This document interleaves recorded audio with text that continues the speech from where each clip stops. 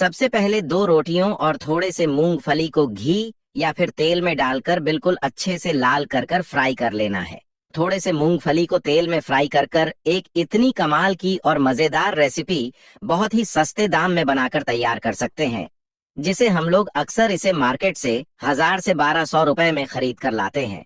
और इसे बनाना हमें नहीं आता है, इसलिए दुकान वाले हमें इसे बहुत ही महंगे दाम में बेचकर हमें लूटते हैं और बेवकूफ बनाते हैं। पर आज की ये वीडियो देखने के बाद अब आप इस रेसिपी को अपने अपने घरों में ही बहुत ही आसानी से और काफी सस्ते में बनाकर तैयार कर सकते हैं और इसका लुफ्त उठा सकते हैं।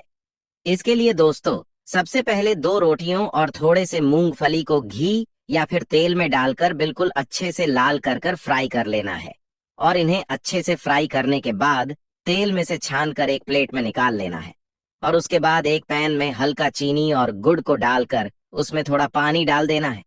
और हमें इन्हें तब तक पकाना है जब तक गुड़ और चीनी बिल्कुल अच्छे से पिघलकर लाल ना हो जाए। और दोस्तों, तब तक आप हमें कमेंट बॉक्स में कमेंट कर कर जरूर बताइएगा कि आप ये वीडियो कौन से शहर या गांव से देख रहे हैं, ताकि मैं आपका थैंक्स कर सकूं। और दोस्तों, जब चीनी और गुड़ अच्छे से पिघल जाएगा, फिर हमने जो मूंगफली और रोटी को फ्राई कर कर रखा था, उन्हें हमें एक मिक्सी के जार में डाल देना है। और रोटियों को हमें तोड़कर डालना है और फिर इन्हें बिल्कुल अच्छे से पीस लेना है। जैसे कि आप देख सकते हैं, हमने इन्हें बिल्कुल अच्छे से पीस लिया है। और अब हम इसे साइड में रख देंगे। और आगे फिर एक कढ़ाई में हल्का तेल या घी डालकर उसमें आधा कप के करीब बेसन को डाल देना है। और हमें बेसन को इसमें 2 से 3 मिनट के लिए मीडियम फ्लेम में पका लेना है। और दोस्तों, बेसन को थोड़े देर पकाने के बाद हमने जो फ्राई किए हुए मूंगफली और रोटी को पीस कर रखा था, उसे इसी में डाल देना है और बिल्कुल अच्छे से मिक्स करते हुए इन्हें और 3 से 4 मिनट पका लेना है। और दोस्तों, इन्हें 3 से 4 मिनट तक अच्छे से चलाते हुए पकाने के बाद इसमें हमने जो गुड़ और चीनी को पिघला कर रखा था, उस चाशनी को इसमें डालकर बिल्कुल अच्छे से मिक्स कर लेना है। और इन्हें और 3 से 4 मिनट तक बिल्कुल अच्छे से चलाते हुए पका लेना है।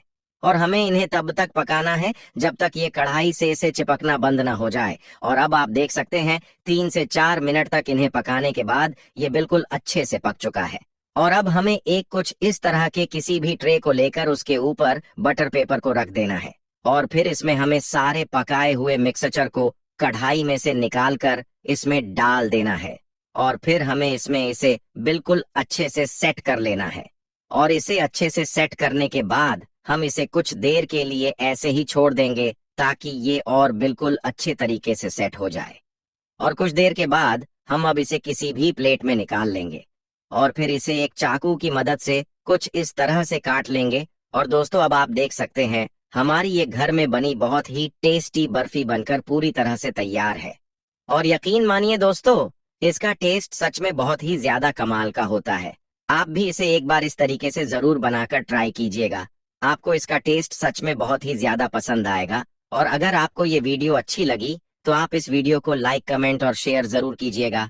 धन्यवाद। इस प्रोसेस में अंजीर यानी अंजीर के पेड़ में से अंजीर को तोड़ लिया जाता है। इसे सबसे मीठा फल भी कहा जाता है। अंजीर के पेड़ की एक और खासियत होती है कि जब यह फल देना शुरू करता है तो उसके बाद वो करीब अगले 50 सालों तक फल देता रहता है। और ये जो फल होता है, यह गर्मियों के मौसम में पूरी तरीके से पक जाता है और ये ग्रीन से येलो कलर का हो जाता है, जिसके बाद किसान द्वारा इसे तोड़ लिया जाता है। और तोड़ने के बाद इन फलों को साफ पानी में डालकर कुछ देर के लिए रखा जाता है। पानी में डालने से पहले इन्हें चेक भी किया जाता है, कहीं इनमें कीड़े तो नहीं हैं। आमतौर पर इन फल में ज्यादा कीड़े नहीं लगते और इन्हें पानी में रखने के 2 कारण होते हैं। सबसे पहला कि ये फल पूरी तरीके से साफ हो जाता है और दूसरा कि इससे आगे आने वाली है ड्राइंग प्रोसेस में मदद मिलती है। इसके बाद आता है कटिंग प्रोसेस। तो इस प्रोसेस में अंजीर के फल के डंठल वाले हिस्से को काट लिया जाता है और फिर इन्हें फिर से धो लिया जाता है। टुकड़े करते वक्त इनके बीच में होल भी किया जाता है, इसीलिए अंजीर के बीच में होल आते हैं। तो अब चलते हैं अंजीर की ड्राइंग प्रोसेस की तरफ। इसमें सबसे पहले अंजीर के कटे हुए टुकड़े को धूप में सुखाया जाता है। करीब 3 से 4 दिन तक धूप में सुखाने के बाद अंजीर सूखने लगता है और जैसे जैसे ये सूखता है उसका साइज भी छोटा होने लगता है। अब तक यह अंजीर खाने लायक तैयार हो चुके हैं, लेकिन बाजार में इनकी बिक्री करने से पहले इन्हें फैक्ट्री में लाया जाता है और इन्हें एक केमिकल वाले पानी से धोया जाता है। ऐसा इसलिए किया जाता है ताकि इसमें कोई बैक्टीरिया ना रह जाए और यह ज्यादा दिनों तक खराब भी ना हो।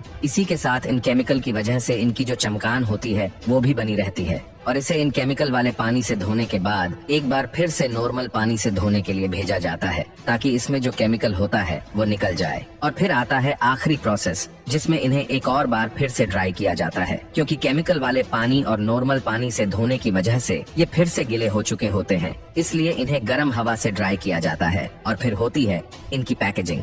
अंजीर को पैकेट में पैक करने से पहले उसे माले की तरह धागे में पिरोया जाता है, जिसके बाद यह दिखने में कुछ ऐसा होता है। इस प्रोसेस में इसको एक बार फिर से अच्छे से चेक कर लिया जाता है और फिर इन्हें उनके वजन एंड क्वालिटी के हिसाब से इन्हें पैकेट में भर दिया जाता है। आमतौर पर पैकिंग के लिए प्लास्टिक के पैकेट का इस्तेमाल किया जाता है और फिर इन्हें मार्केट में सप्लायर के पास बेचने के लिए भेज दिया जाता है। वैसे तो उनके अंजीर मेकिंग प्रोसेस में ज्यादा डिफरेंस नहीं होता है, लेकिन फिर भी कुछ चीजें हैं जो अलग है, जैसे कि ये लोग अंजीर को कट नहीं करते बल्कि उस जगह पर प्रेस किया जाता है। इस प्रोसेस के लिए पहले तो अंजीर को करीब 7-8 घंटे तक सुखाया जाता है और फिर उसके बाद उन्हें कुछ इस तरीके से बर्तन के जरिए प्रेस किया जाता है, यानी कि इसमें एक अंजीर की रिंग पूरा का पूरा अंजीर ही होता है। इसमें कटिंग नहीं करते और इसे पूरी तरीके से बस धूप में सुखाया जाता है, यानी कि ये पूरा प्रोसेस सन ड्राई होता है और उसी के साथ इसमें किसी भी प्रकार के केमिकल्स का इस्तेमाल नहीं किया जाता है। इसलिए कई लोगों का मानना है कि जो होममेड अंजीर होता है ये ज्यादा हेल्दी होता है। अंजीर में copper, manganese, magnesium, potassium, chlorogenic acid और रूटीन जैसे कई हेल्दी केमिकल्स होते हैं जो हमें तंदुरुस्त रखते हैं। तो दोस्तों, कैसा लगा अंजीर बनाने का पूरा प्रोसेस? हमें को